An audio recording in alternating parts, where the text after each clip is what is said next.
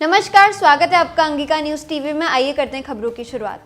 BJP के राष्ट्रीय प्रवक्ता और पूर्व केंद्रीय मंत्री शाहनवाज हुसैन ने ईवीएम हैक मामले में कांग्रेस पर आरोप लगाया है। उन्होंने कांग्रेस की ओर से मध्य प्रदेश, छत्तीसगढ़ और राजस्थान के चुनाव में जीत पर सवाल नहीं उठाने पर प्रश्न खड़ा किया है। उन्होंने कहा कि 2019 के चुनाव में कांग्रेस अपनी हार की संभावना को देखते हुए इस तरह का अनर्गल आरोप लगा रही है। कांग्रेस देश को बदनाम कर रही है, 2014 के चुनाव को फर्जी बता रही है। कांग्रेस पार्टी जो मध्य प्रदेश, छत्तीसगढ़, राजस्थान जीती तो फिर वो सरकार में क्यों है? कह दे ईवीएम पे भरोसा नहीं है। जब वो जीत जाए तो ईवीएम अच्छा, और जब बीजेपी जीत जाए तो ईवीएम खराब। 2019 में ये लोग चुनाव हारने वाले हैं और हार का बहाना तलाश कर ईवीएम को बहाना दे रहे हैं। कांग्रेस अपनी गलती को बहाना नहीं बता रही, ईवीएम को बहाना बता रही है, जो बहुत दुखद है।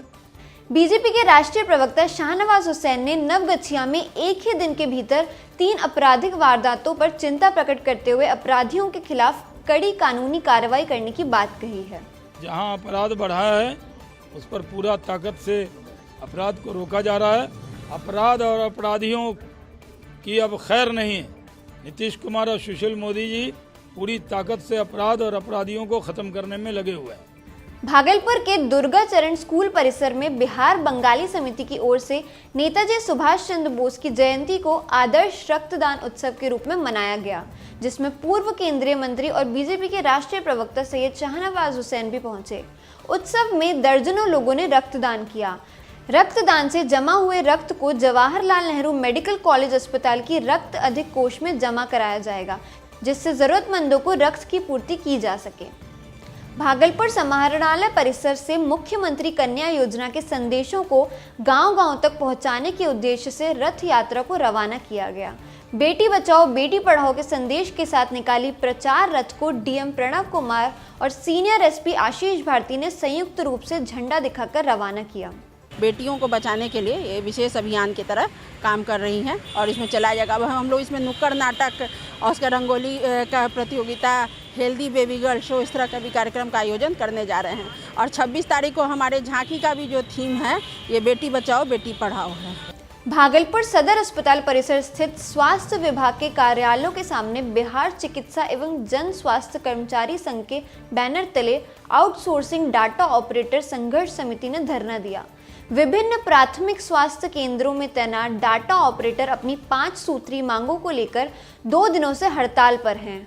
हड़ताली डाटा ऑपरेटर समान काम का समान वेतन के साथ ठेकेदारी प्रथा को समाप्त किए जाने की मांग कर रहे हैं। मांग हम लोगों का है कि ठेकेदारी प्रथा बंद किया जाए। हम लोग के साथ शोषण कर रहे हैं ठेकेदार लोग, वो बंद किया जाए। हम लोग समान काम का समान वेतन मांग रहे हैं। हम लोग 5 साल से कार्यरत हैं, हम लोग का ना ही वेतन में बढ़ोतरी हो रही है, उल्टा वेतन में दिन प्रतिदिन कटौती होते हैं। भागलपुर के इंटर स्तरीय मोक्षदा बालिका गर्ल्स हाई स्कूल परिसर में किशोरी छात्राओं के बीच आयरन और फॉलिक एसिड की गोली वितरण कार्यक्रम की शुरुआत जिला प्रशासन की ओर से की गई। डीएम ने छात्राओं को टैबलेट खिलाकर कार्यक्रम की शुरुआत की। तिलका मांझी भागलपुर विश्वविद्यालय में 28 जनवरी को होने वाले छात्र संघ चुनाव को लेकर विद्यार्थी परिषद के कार्यकर्ताओं ने अपना घोषणा पत्र जारी किया है। विश्वविद्यालय छात्र संघ के निर्वर्तमान अध्यक्ष जयप्रीत मिश्रा ने अपने पिछले कार्यकाल का जिक्र करते हुए प्रवेश परीक्षा और परिणाम में सुधार कराने की बात कही है। उन्होंने अपने कार्यकाल की उपलब्धियों का जिक्र करते हुए आगामी छात्र संघ चुनाव में फिर से सभी पैनलों पर जीत दर्ज करने का दावा भी किया है। हमने पिछले छात्र संघ के चुनाव में प्रवेश परीक्षा और परिणाम को मुद्दा बनाया और हमने नारा दिया कि ठीक करेंगे 3 काम, प्रवेश परीक्षा और परिणाम। अभी विश्वविद्यालय का स्नातक का सत्र नियमित है, स्नातकोत्तर का सत्र नियमित होने के कगार पर है। भागलपुर के लाजपत पार्क में सुभाष चंद्र बोस की 122वीं जयंती को देश प्रेम दिवस के रूप में बड़ी धूमधाम से मनाया गया। सुभाष चंद्र बोस आजाद हिंद फौज के एक कुशल सेनापति थे। लाजपत पार्क स्थित उनकी प्रतिमा पर शहर के बुद्धिजीवियों ने माल्यार्पण कर सुभाष चंद्र बोस अमर रहे के नारे लगाए। अंग्रेजों को भारत से भगाने में सुभाष चंद्र बोस की अहम भूमिका रही थी। भागलपुर रेंज के डीआईजी विकास वैभव ने जमीन विवाद मामले में अवैध तरीके से दुकान तोड़ने के मामले में कड़ा एक्शन लिया है और तिलका मांझी थानेदार संजय सत्यार्थी को निलंबित कर सभी अफसरों और पुलिस कर्मियों को लाइन बंद करने का निर्देश दिया है। तिलका मांझी चौक पर जेसीबी लगाकर रात में अवैध तरीके से दुकान तोड़ने के मामले में डीआईजी ने यह कार्रवाई की है।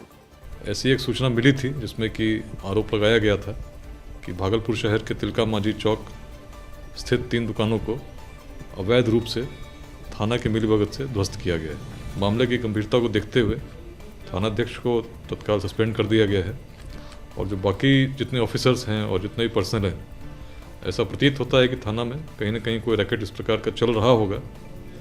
उसके लिए स्वच्छता के लिए सभी को दूसरी जगह ट्रांसफर कर दिया गया है। भागलपुर सीनियर एसपी के आदेश पर पुलिस की ओर से विभिन्न चौक चौराहा पर वाहन चेकिंग अभियान चलाया जा रहा है। भागलपुर के तिलका मांझी चौक पर ट्रैफिक कंट्रोल में लगी पुलिस की टीम की ओर से बिना हेलमेट और कागजात के वाहन चालकों का चालान काटा गया, जिसको लेकर एक युवक पुलिस से उलझ गया और धौंस दिखाने लगा, जिसके बाद वहां काफी भीड़ इकट्ठी हो गई थी। जलकर विवाद को लेकर कई वर्षों से 2 पक्षों में चल रही लड़ाई में मुरली गांव में अब तक 3 लोगों की लाशें गिर चुकी हैं। रंगरा थाना क्षेत्र के मुरली गांव में जलकर विवाद को लेकर 35 वर्षीय प्रदीप कुमार सिंह और पप्पू सिंह की अपराधियों ने गोली मारकर हत्या कर दी।